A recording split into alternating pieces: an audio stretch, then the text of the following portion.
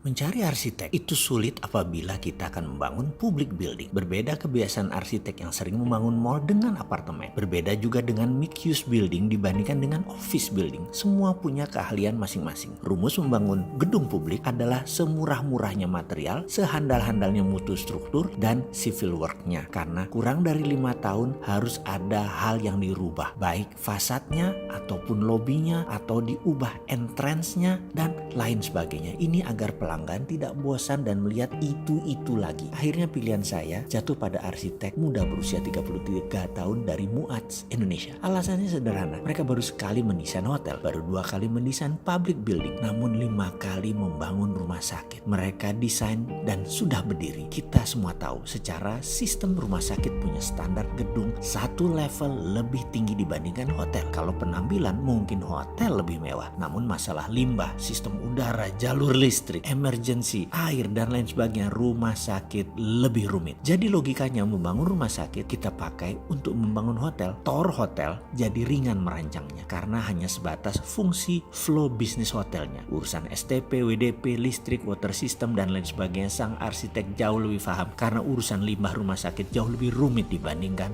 hotel. Hari itu adalah pertemuan yang kelima dalam 2 bulan. Sudah 4 kali ganti desain bentuk bangunan. Waktu semakin mepet. Wajah tim arsitek terlihat bertekuk terus. Saya selalu ingin hal yang lebih efisien, di mana dalam jangka panjang hal itu perlu agar cost atau biaya rendah bisa tercapai. Misalnya, lebar koridor yang tadinya 150 cm diubah jadi 130 cm.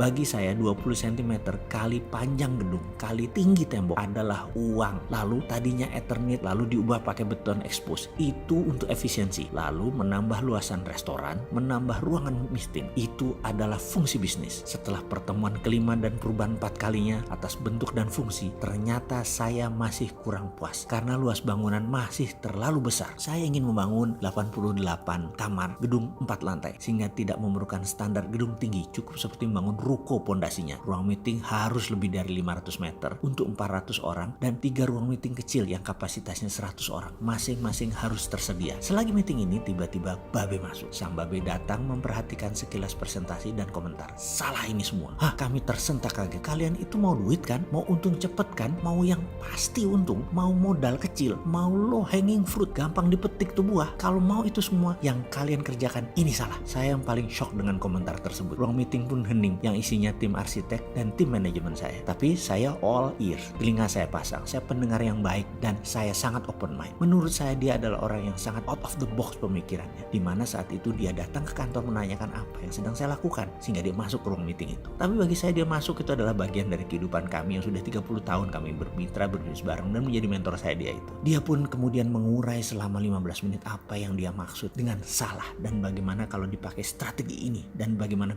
bisnis modelnya adalah ini. Kami di ruangan itu mengangguk dan saya dalam hati terkagum juga dengan apa yang dikatakan tersebut. Masuk akal, sederhana, dan low hanging fruit.